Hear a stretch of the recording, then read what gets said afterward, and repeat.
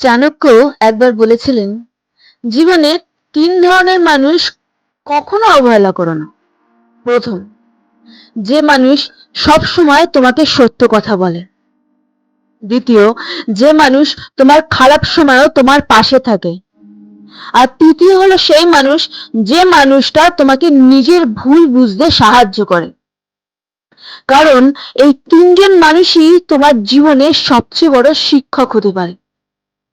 প্রাচীন ভারতের সময় একজন যুবক চাণক্যের কাছে এসে বলল, গুরুদেব, আমি অনেক চেষ্টা করি, কিন্তু জীবনে সফল হতে পারছি না।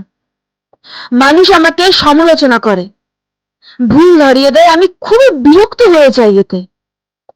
তখন চাণক্য বললেন, যে মানুষ তোমার ভুল দেখায় সে তোমার শত্রু নয়, সে তোমার আয়না। তিনি বললেন, যদি কেউ তোমাকে সমালোচনা করে তাহলে রাগ করো না, বরং ভেবে দেখো তার কথার ভেতরে কি আদৌ কোনো সত্য লুকিয়ে আছে। কারণ চাণক্য বিশ্বাস করতেন যে নিজের ভুল থেকে যে শিখতে পারে তাকে জীবনে কেউ থামাতে পারে না। তাই আজ যদি কেউ তোমার ভুল ধরিয়ে দেয়, তাকে অপমান ভেবে দূরে সরিয়ে দিও না।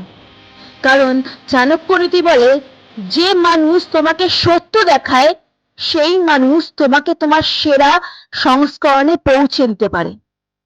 আর মনে রেখো, সমালোচনা অনেক সময় সেই আগুন জ্বালিয়ে দেয় যেখান থেকে তৈরি হয় সবচেয়ে বড় শক্তিশালী মানুষ।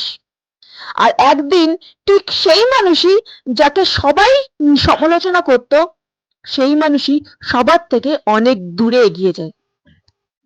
তাই সমালোচনাকে ভয় পেও না, সমালোচনাকে নেগেটিভ পাওয়ার হিসেবে ধরো না, পজিটিভ দিকে নিয়ে যাও। জীবনে থেমো না, জীবনে এগিয়ে যাও। আজকে চাণক্যর এই নীতি যদি তোমাদের ভালো লেগে থাকে তাহলে অবশ্যই সাবস্ক্রাইব করো আর লাইক করে কমেন্ট করে জানিয়ে দিও তুমি এর থেকে কি শিখতে পারলে।